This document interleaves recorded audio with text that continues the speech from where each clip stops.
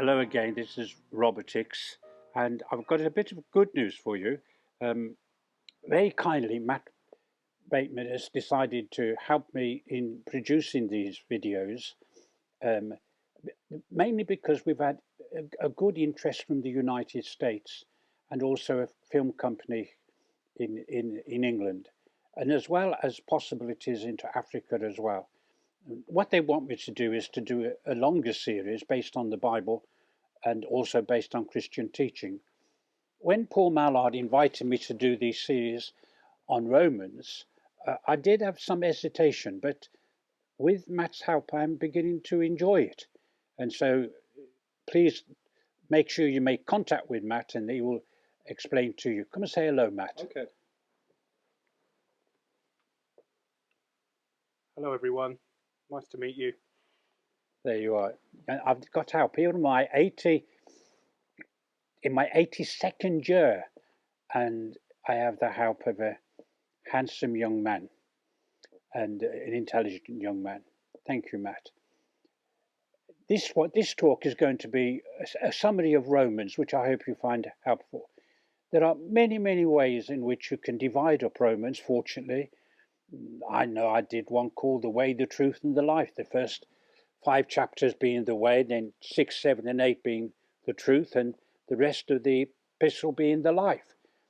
And of course, I'm known for developing a 5-volume approach to Matthew. But in this summary, I want to do it in 4 stages. As I said, there's many ways you can do it. But I want to use the word be and just allow it to imprint on your mind. There is the wonderful truth in how can you become a Christian? How can you avoid death? Death in this life, as well as death that is to come. How can you avoid it? What are the temptations of life that we find ourselves in the first 3 chapters that we need to avoid? And that's what the first 3 chapters are about, something to avoid. If you're going to become a child of God, what do you need to do? And what is God doing for you? And that's the way you read that chapter, those first 3 chapters. It's the becoming a child of God. When you come to chapters 4, it's finding that great discovery of faith that we have talked about before. And in chapters 5, still becoming the children of God, the inheritance that you have, the riches that you have, the wealth that you have, the security that you have, the guarantees that you have, both externally and internally, you'll find in chapter 5.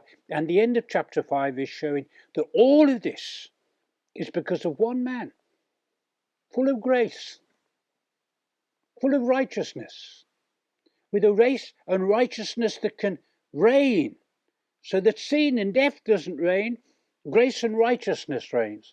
And this life of Christ, of reigning in grace and righteousness, will be exhibited in every child of God for eternity. No more sin, no more temptation. All the rubbish disposed of, and grace and righteousness reign. Where sin abounded, grace, of course, abounds even more. When you come to the second section, chapters 6, 7, and 8, it's being a Christian. Now I've become a Christian. What does it mean that I am a Christian? I'm a being, but in what sense am I being a Christian? And Paul deals first in chapter 6 with baptism that leads to a righteous life. And then in chapter 7, he deals with freedom. Freedom from so many things externally and freedom from things internally. And in chapter 8, he deals with those who are beloved. The children of God receiving all the benefits that come from the Father and the Son and the Holy Spirit. No condemnation, no defeat. War, tension, yes, but no defeat. No sense of loss, being patient in hope, a realization that God is working all things together for good, that you love him, demonstrating that the future belongs to you, and the future of all things will be transformed when you are eventually transformed, and that nobody can accuse you of anything to do with your Christian faith. You can have the greatest atheists in the world saying 1,000 reasons why it's not true, and you say it is true because you have the confidence that it's true. It's something inside you. No one can condemn you. No one can say you're wrong. You're saying God is on my side. And can anything separate you from the love of God? Do you think anything? Anything? Above, below, your past, your future? All these bullies in society who say they know better than God, can they? Nothing can separate you. Then you come to chapters 9, 10 and 11. On 9, 10 and 11, we have those who belong. There was a tension in the early church because the Jewish people had come to a destiny, and those that put their faith in the Messiahship of Christ, the anointed one of God, that was their destiny.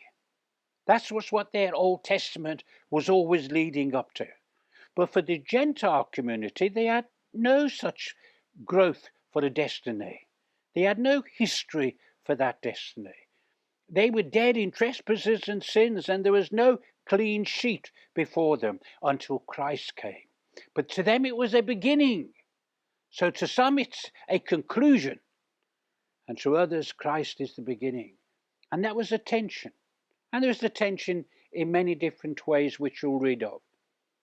Today we have different kinds of tension. I suppose denominations and church structures are different tensions.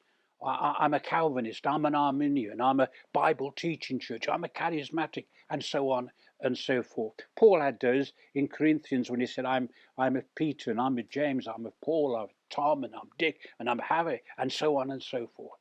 They're not important. What's important is that you belong. Now you belong to the eternal purposes of God, and you have this wonderful experience that's there. So in Bible, truth is found in chapters 9. Bible reaches out to the world in chapters 10. And Bible mystery, there is a mystery. So some things we know, and some things we don't know. And we accept there are some things we don't know of the God's purposes and the way he's working things out. And that's in that section. Now he doesn't stop there. He leaps from the mercies of God in chapters 9 to the mercies of God for you as a Christian, and he's saying, how do you behave as a Christian? Do you belong? Have you begun? Do you know what it means to being? Do you feel as if you now belong to the children of God? So what's your behavior? How do you live your life towards God? How does his mercies come into your life? Do they have that transforming effect mentally, emotionally, physically, spiritually in your life? How do you deal with the people in your church group that you don't get on with, the fellowship that you belong to? Do you belong to a fellowship? You don't belong to a denomination, you belong to a fellowship. You belong to people. And do you belong to those people? And are you kind to them? And do you receive their kindness from them? Then what about your neighbours? Some of them might even be enemies. And how do you deal with enemies as a Christian? What's your behaviour like? And what about your taxes and your responsibility to government? And to look at those things and look at them in a righteous way. So you look at some people in a gracious way. But when it comes to government, it's righteousness. You see, we're going to reign in grace and righteousness one day. So why don't we do it now? Pay our ways. Don't let other things interfere with that. What about the weak and the strong? And all of us are weak and strong in some things. And what about this grand event of the coming of Christ? Do you believe the coming of Christ? Do you believe in a new order? Do you believe in his kingdom on earth? Thy kingdom come, thy will be done. It's going to happen. You know what Paul says? He says, don't you think it's time you woke up to this? Awake thou that sleepest. And he wants us to wake up to these things. And what about love in action, in every direction? And you'll find that in chapters 12, 13, 14, 15, up to verse 13. So those are the 4 things that are worth knowing. Let me just sip a bit of my tea. How do I become number 1? Chapters 1 to 5. What does it mean to being a Christian? Chapters 6, 7, and 8. How do I belong to this great family of God, whether I have a history or no history at all? And how do I behave as a Christian in grace and righteousness? That's a brief summary of Romans.